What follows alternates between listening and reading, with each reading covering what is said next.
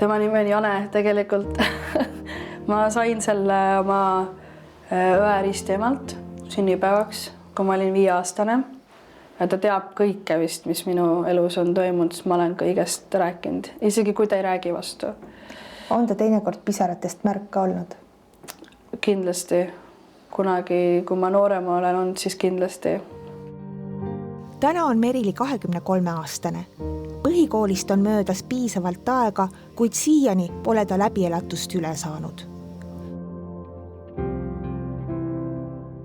Me räägime koolikiusamisest, mis algas 16 aastat tagasi ja kestis üle 10 aasta. Alguses olid lihtsalt pilgud, väikesed sõnad ja võib-olla asjade ära peitmine. Täielik kiusamine algas 5. klassist. See oli see, kus ma arvasin, et see on kiusamine ja ma olin endale sisestanud, et see peabki olema niimoodi ja ma ei saa sellele vastu. Miks sa arvasid, et see peabki nii olema? Ma ei tea, seal ei olnud kedagi, keda teist kiusati ja kuna mul oli suur pere ja me olime erinevad, siis ma arvasin, et mina olengi see, keda peab nüüd kiusama ja kes on selles punktis, kes ei saa siis sellest kiusamisest välja tulla. Kui suur pere sul on? 8 last. Millised võimalused teil võrreldes teistega olid? Ütleme nii, et ega me ei saanud igal pool käia.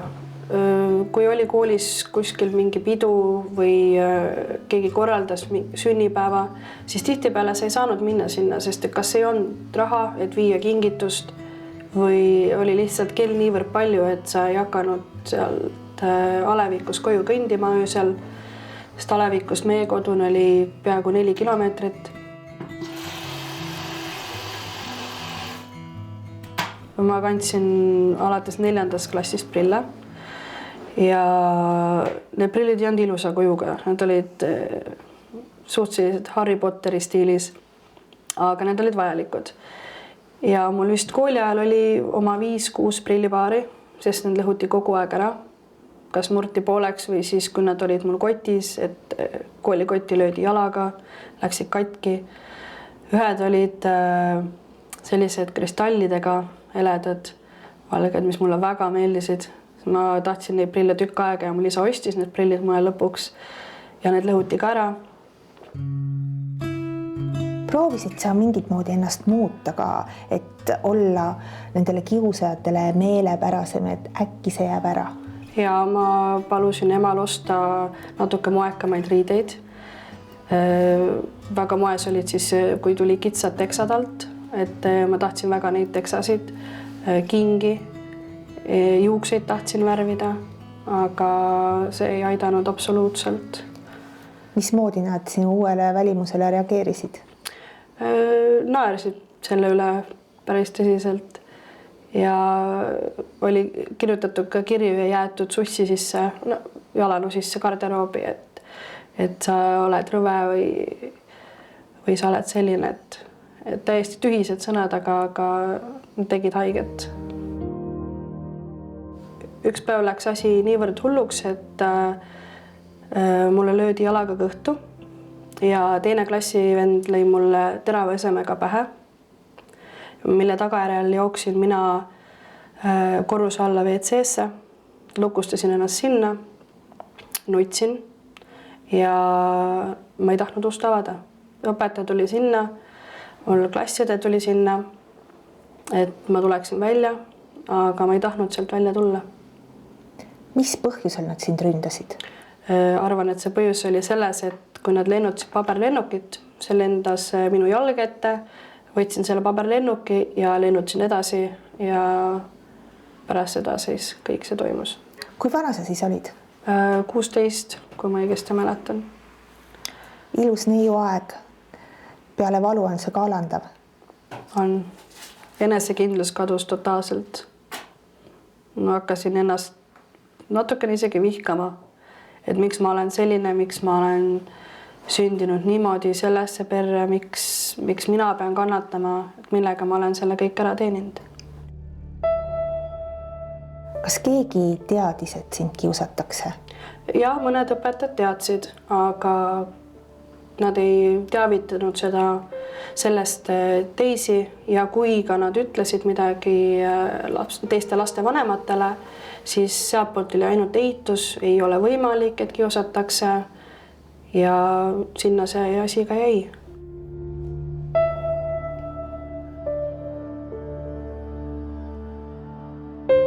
Kuidas sa siis oma valuga toime tulid?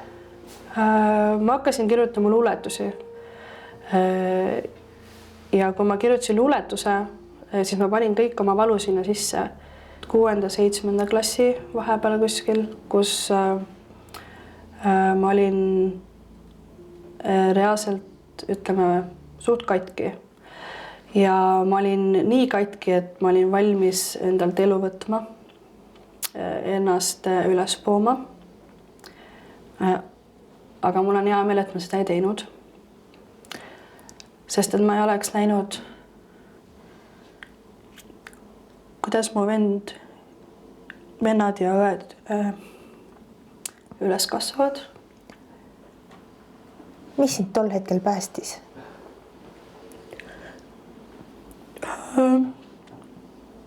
Ma arvan, et väike vend. Sest et meil oli hästi selline eriline side. Ma hoidsin teda sellest saati, kui ta luti pudeli peale läks. Laulsin talle kogu aeg. Et ükskord isegi kaitses mind. No, kui ma ootasin bussi, väiksena, aga ta käis veel lasteaias, aga ta oli selline marakatt juba. Ja siis mul klassivend tuli mind, ütleme, kiusama, kutsus nimedega ja mul väikend võttis puuoksa ja veekis seal ja ütles, et sa ei kiusa minu õde. Et ta oli valmis mind kaitsma. Ja ma arvan, et ta on valmis mind kaitsma siiamaani, nagu mina olen teda. Ta sattus sulle peale? Mitte otseselt, aga ta nägi, et ma läksin sinna. Nii et tema on põhjus, miks ma seda ei teinud. Sest ma oleks jäänud nii paljust asjadest ilma.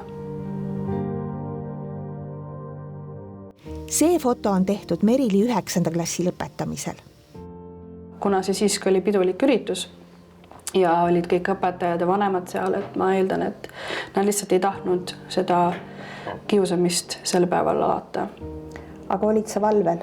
Ma olin valvel, sest et mul olid konsakingad, mida ma ei kanna väga tihti, siiamaani ei kanna. Ja need olid küll väikse konsaga, aga keegi tõukab kuskil, kukud kleid katki. Merili gümnaasiumi aeg jäi üürikeseks, sest kiusamine sai tasapisi sisse uue hoo. Tüdruk otsustas kodu maha jätta ja kolida Tallinna. See oli vabaks saamise hind. Hetkel on Merili tootmistööline. Milles sa hea olid? Spordis. Enam vist väga mitte, aga spordis ja laulmises. Käisin kooris, laulsin esimest häält. Solistina laulsin, lauluvõistlustel käisin ja kirjutasin ka enda laule. Kunagi oskasin natukene ka klaverit mängida, aga enam ma väga ei mäleta. Millised hinded sul olid? Enamus vist 4-5, et mõni 3 matemaatikas. Matemaatikas ma olen just väga tugev. Kahjuks pole Merili erand.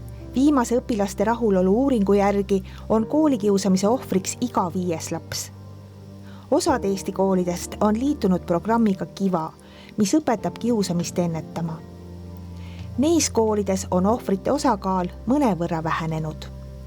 Mis sa arvad, kui tookord oleks olnud koolis selline õpetus, kuidas olla empaatilisem ja sallida ja hoolida enda kõrval ka nendest, kes ei ole samasugused nagu sa ise? Kas see oleks kuidagi aidanud? Ma arvan, et isegi oleks. Et põhiline, miks ma arvan, et see kiusamine toimus, oligi sellepärast, et ei olnud teavitatud, mis on kiusamismeetodid ja kuidas sa võid inimesele haiget teha ka väikese sõnaga või asja lõhkumisega, näpuga näitamisega. Kas neid potentsiaalseid kiusatavaid on ka võimalik kuidagi eelnevalt juba aidata? Kindlasti saab teavitada, et kas või rääkida, kuidas vastu võtta mingit sõna, et kui öeldakse midagi halvasti, et siis mitte üle reageerida, mitte võtta südamesse ja kuidas olla valmis sellises olukorras, kas või füüsilise kontakti olukorras. Et kindlasti sellest oleks kasu.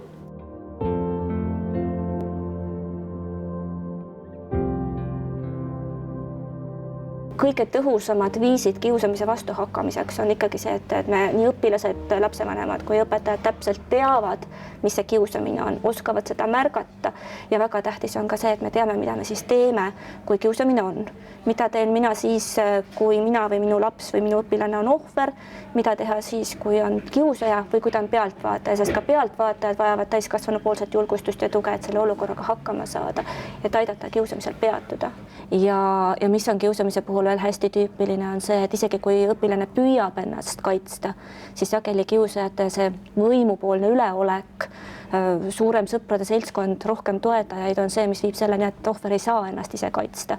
Kuni siis kõik need üksikud teod kuhjuvad ja tegelikult ohver hakkabki uskuma, et ta ongi selline, et ta ei olegi väärtuslik ja ta ei peagi iseenda eest seisma, et peab lihtsalt üle elama selle. Aga see jätab inimese hinge väga-väga tugeva trauma ja sellega võib maadelda elu lõpuni. Mälestused kõik tulevad tagasi. Mingil hetkel istud kodus ja hakkad mõtlema ja siis nad kõik kogunevad.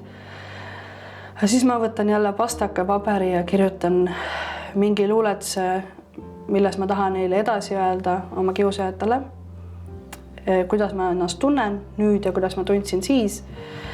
Ja kui ma luuletuse kirjutamise lõpetan, siis mul on tunduvalt kergem olla.